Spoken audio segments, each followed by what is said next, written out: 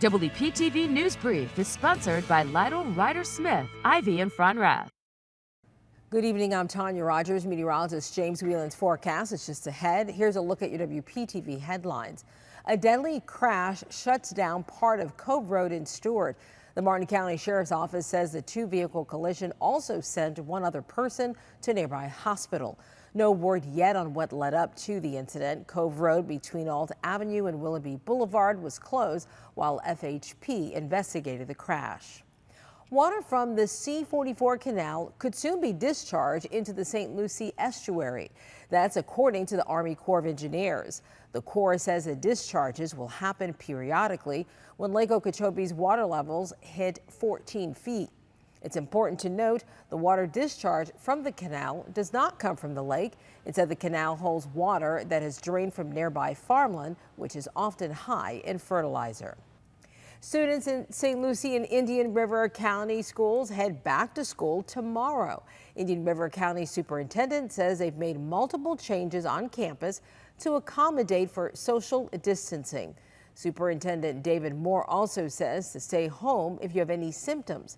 Employees will have the opportunity for rapid testing.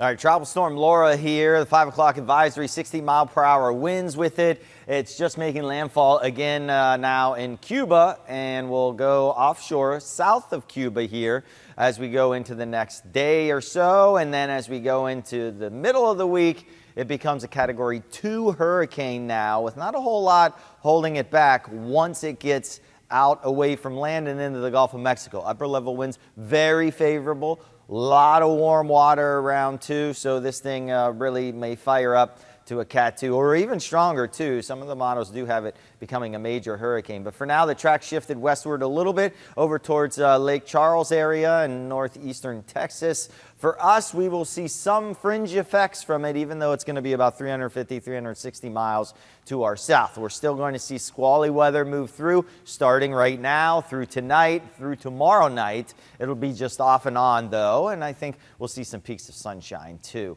Marco is another one, already a hurricane, and expected to move up towards Louisiana coastline here, going into as early as tomorrow or Tuesday morning, and then die out as it kind of rides along the coast. That one will not affect our forecast. Low 80s tonight, so that onshore wind keeping things very warm and tropical. High temperatures tomorrow, near 90. I do think we will see peaks of sunshine in between the squalls that will move on through. Our sustained winds will not be tropical storm force. They'll be around 25 to 35, but we could have tropical storm force gusts in any of those squalls that move on through. Keep that in mind. Could see 40 to even 50-mile-per-hour gusts. They quickly move on through. The rain comes down torrential, and then the sun comes back out. That's the type of day we'll see tomorrow. And if you get a persistent shower and storm that moves through over and over again, you may pick up a little bit more than an inch, but all in all, I don't think it's going to add up to a ton here for any flooding problems.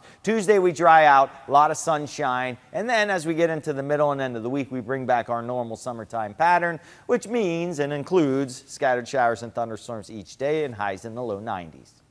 Thank you, James. And don't forget, for breaking news, make sure you have the free WPTV mobile app loaded on your smartphone. I'm Tanya Rogers, and those are your WPTV headlines.